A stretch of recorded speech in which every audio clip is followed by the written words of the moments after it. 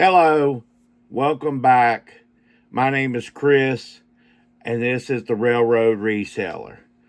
In today's video, I'm going to kind of do a kind of pretend thing like if I was in front of an eBay spokesman and I was telling them what kind of problems I find with the whole eBay reselling system. I had a couple things happen recently that just made me kind of aggravated about things. I know there's nothing's going to be perfect. Nothing's going to be, just go, easy.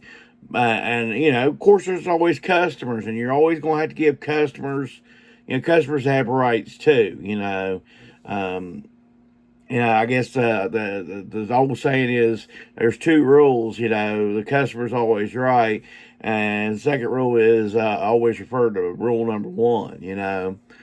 But I want to talk about some things that I think really eBay could improve on, and then we'll go over some solds, and then we'll talk about some more things eBay could improve on. First thing I want to go ahead and hit up on is the return policy, and I'll tell you why. Recently, I've got 3 returns sitting out there, although I don't think 2 of them will come back, and I'll explain why real quick. First one was a shirt that I missold anyway. I've done some relisting over time of some of my items that I used to have free shipping on. So when I did the relisting of it, I forgot to add shipping because I'd break it down and discount a little bit, but I would have the price plus shipping. I forgot to put the shipping on it. And somebody got a really nice Nike shirt for like $10 free shipped. Well, they got it to their house and they said, well, my husband says the green is not quite what he was meant for. He was looking more for a minty green and yada yada. Well, anyway, it's been like 3 weeks and that minty green thing hasn't shown up yet. And I think really what's happened is at most, the customer found out it was $6 to $7 to ship it back to me. They figured they paid $10, $6 or $7. They're not going to get much out of it. Might as well keep that old green thing they didn't like. So, second one on that return is a pink hat. They said it wasn't the right shade of pink that they were looking for, and but it was a $7 hat. So once again, it's going to cost them $6 to ship back a $7 hat because I'm not refunding them for their shipping. They did pay shipping, and they're not getting that. So technically, they're going to pay a total of $12 to get $7 back on a pink hat. So I really don't see that one happening. Now here's the one that really aggravates me, believe it or not, out of the 3. So I sold a $50 hat, the Stone Cold Steve Austin hat. I think you've seen it in some videos, and they want to return it. Now here's the pain in the neck thing. Okay, they waited, of course, till day 30 to return it. I'm not a big fan of your day 30 return. Okay, and then they put in that return now 2 weeks ago. Haven't put it in the mail. So my thought is probably they're going to wait to the absolute last day to return it. And so I'm going to be sitting without an item to list back for close to 2 months probably. And they're still getting their stinking money back. So I really don't like the return policy. Yeah, that's what we do here. So, the next item I don't really like much for is the way negative feedback is removed or you're not removed or, because feedback is a funny thing. It's kind of like speeding. I've always thought, speeding, the times that I got speeding tickets, it was kind of a crock. But there's plenty of times when I was younger, I don't really speed much now. There's plenty of times when I was younger that, man, I could have got some monster speeding tickets back in my day. But, negative feedback, you'll send out something that you told them anyway. Well, this car, it'd be a valuable card. You'll say, well, this corner's banged up anyway. You'll take a picture of that corner, yada, yada. You put it in the description, yada, yada. You'll get the feedback. Didn't see negative, bad corner. They didn't tell me about it. Well, it's in the pictures. It's in the description. See, and I've even put see description. and you still get either negative or neutral feedback, and then you can't even remove that somehow. They'll even return. I've even, had returns or whatever, and still give you negative feedback. And it's very hard to still get removed. So you know what? Yeah. So my next problem is cancellation of orders. Now, you say, well, Chris, people push a button wrong or something like that. I pushed a button wrong, okay? I have heard of it. Now, as I get older, I kind of be looking at something and I'll halfway fall asleep. And sometimes, I push the wrong button or something like that. So the wrong button, I don't really bother me. That's not what I'm talking about here. I'm talking about, if you lose an item, you lose part of an item and you get aggravated, and you just go, well, I'm just going to cancel the order. Well, that really whacks you on the algorithm. And, it seems like cancellation order is the hardest thing eBay hits you on. If you cancel that order, by goodness, we're really going to hit you. And I mean, I'm not saying I want you get 100 orders and you're canceling 50. Yeah, I mean, I understand it's got to have some weight. But sometimes, it seems like even if you cancel 1 out of 200, eBay seems like, we're going to really whack him, So we don't really like the cancellation of orders. Seems like it has more power on, not you getting any orders for a while. So we don't like that, Yeah. So I'm going to show you some what sold, and we're going to get back to more things we don't really like about eBay. All right, let's go over some things that sold. Sold this Ohio State Buckeyes belt buckle, and if you watched a while back in November, picked up a bunch of belt buckles for $50. This is part of that lot. $12 plus shipping on the belt buckle. We have made our money a long time ago and just keep on keeping on. Sold 2 Bonanza, the restaurant, trays. Bonanza in my area has been closed for a long time. I actually found that this says a yard sale 45 minutes from my house. Anyway, $26 plus shipping for the Bonanza serving trays. This is actually something you could use. These were really good when you put a nice hot steak and a baked potato on them. These work really good for keeping your food items warm. So that's actually useful and nostalgic, which hits both things. So, cool item. Sold a Van Heusen, 19.5, 20, 3XL. $11 plus shipping. This was a $1 a day pickup, as always. Did take a little longer than some of them does to sell, but hey, it sold. Sold this hokey hat very quick. Must have had a little cheap. $8.50 plus shipping. This was a yard sale $1 a day pickup. I have 2 of these, so I know what to do with the next one. I'll price a little higher and put it up.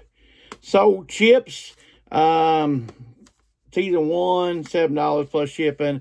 Bought this in a great big lot of DVDs and stuff. It took a little while to sell. Usually what really sells is your complete series run type things. Those sell, but not too many people interested in just the individual season anymore. Sold these Hager dress pants. They're $44.30. Only way you really sell these, folks, is if they are brand new with tags.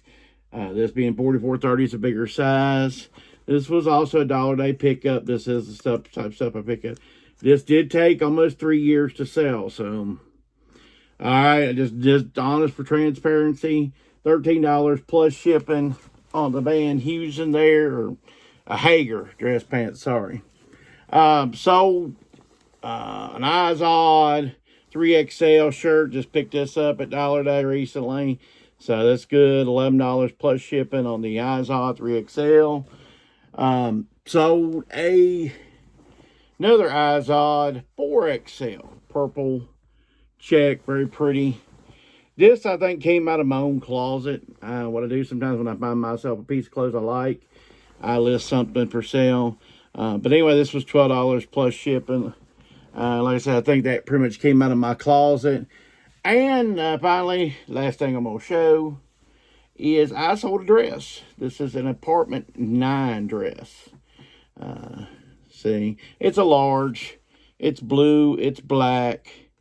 It was a $60, $50 retail at Kohl's. What I do here, this is also a dollar a day pickup. Sometimes when I'm not buying a lot of stuff, like the guy's shirts or something going on, I'll flip through the dresses. If I see a brand new, nice dress, new with tags for $1, I grab it.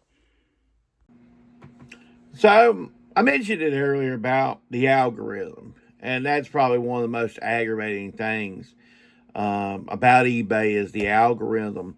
You know, like last night I did a whole day of yard sales, and I come in, of course, got me a little nap, and then I started listing, and I listed like at least 8 items. And usually that gets things going. A ching here and ching here. And the way I do it, you can do it however you want. I tend to list a couple items. Because I'll take all the pictures for all 8 at one boom, boom, boom, boom. And especially they were video games, so that was pretty easy. And a couple hats. I want to do a couple of different categories, not all the same. But I took the pictures and I list a couple, kind of wait a little bit, maybe watch a video, list a couple more. But anyway, I listed eight and never even heard a ching, never heard a message, never heard nothing from eBay. It's kind of like it's mad at you, and the whole algorithm is it's hard to, grasp. They don't really tell you what the algorithm is. A lot of people have guessed what the algorithm is, but nobody knows. And, you have this really big roller coaster. And that's why I always say it'd be tough for me to be a full-time reseller because you just don't know. You're going to have $200 days and then you're going to have $15 days. And the $15 days are always going to be tough. So we don't like the algorithm. Yeah, no algorithm like. So my next issue is unpaid items. You've got this item. Say you've got this Carlos Beltran here, bobblehead, and you've got it for $35. Say $39.99. Let's just say $39. And somebody says, "I want Carlos Beltran, and I'll give you $35." Oh, okay, that's cool. I can do that. And you send them the offer, and you've even looked at their feedback and that they're good little feedback, and you send them an offer and you never hear nothing from them. You committed. You did your part. You sent them the offer, but you never hear anything. We didn't hear nothing, did we, Carlos? No, we didn't hear a darn thing. And we should have, there should be some kind of binding thing. That's why I really stay away from auctions for a whole lot. You may get a decent price for your item, but then the customer decides, you know what? I don't need Carlos Beltran in my life anymore. And because you don't need Carlos Beltran in your life no more, you don't pay your bill.